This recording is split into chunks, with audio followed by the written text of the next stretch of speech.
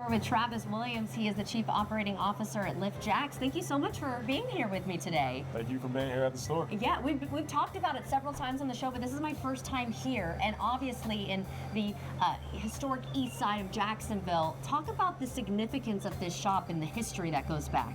Yeah, so this shop has a lot of history with the east side. Opened in 1921 originally, and so by Lebanese immigrants, and so there's a deep tie and passion that many folks, especially in this part of the neighborhood, have going back generations. And so my great-grandparents shopped here in the 20s. Wow. My grandfather shopped here as a kid in the 30s, 40s, 50s.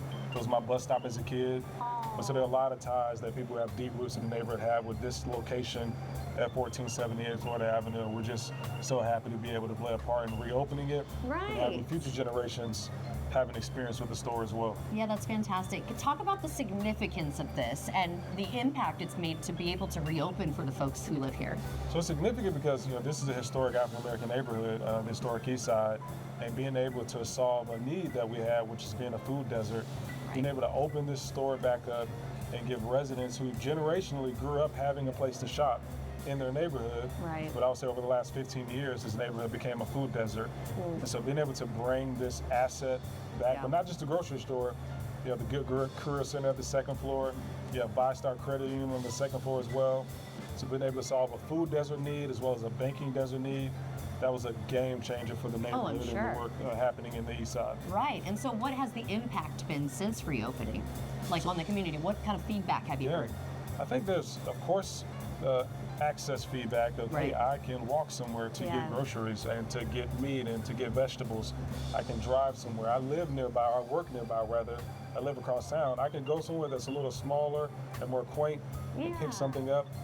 I can get a relationship with the banking institution. But there's also the psychological impact of where I live matters. And there are people who want to invest in where I live, and I don't have to leave to do better. I can get better things here at home. From within. Yes. And spread outward, right? So it's giving back to the community, the ones who might need it most, right? Or who do need it most. So talk about, too, the goals overall. I mean, what would you say is the ultimate goal of the Corner at Debs store? I would say the goal is to be a place of excellence where residents can get what they call center of the plate items, and our Goodwill team really has coined that as center of the plate items for people to be able to cook meals. And the goal is for it to be an excellent place, and not just folks in the east side, but if you live in Springfield, if you work downtown, if you work at the port, and you need a place to grab something on your way home, that you really see this as a go-to location to meet your needs. And then on the second floor, if you're looking for a job, or if you're looking to have a banking relationship, that you see that as a go-to place if you're anywhere within the proximity of the store. That's really cool, and I know they do seminars and stuff like that too, so I think that's really fascinating. They're really trying to, it's almost like a holistic approach. A community hub. Right, it's all rounded, like many different things that it's giving back to the community, which I think is fabulous. So what do you hope people take away from the Corner at Debs store, especially during Black History Month? That there is amazing ingenuity, iconic history in our neighborhoods, especially our historic African-American neighborhoods. This is the largest intact historic African-American neighborhood on the National Register in the state of Florida. Wow. So it's truly a special, sacred place. But our history as African-Americans is intertwined with others, and so you have a Lebanese immigrant family coming to the Americas in the 20s, finding a home in the east side, and then serving a historically African-American community for generations. And so that story is a part of our American experience, but it also talks about the sacredness and the beauty of an historic Black neighborhood, which is one of the last of its kind in Jacksonville. And it's a history that's worthy of preservation and investment. It's a beautiful place, and this is just an example that this place has not just an amazing past, which it does, but it also has an amazing future. I love what you said there, and what I also think is really neat, I feel like I'm like, this is cool, oh my God, this is amazing, is that you also have a section here for Black-owned businesses to be able to sell their products. So that was a big part of the local ecosystem of Jacksonville.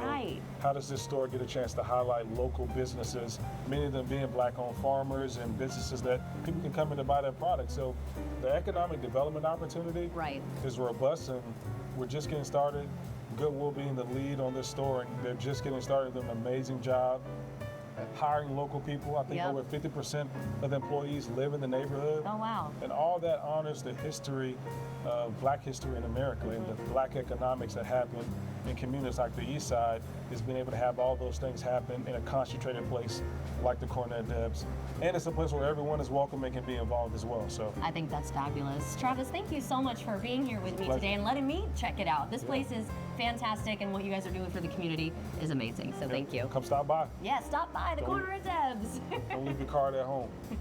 And if you'd like to see this interview again, everyone, just head to First Coast News Plus.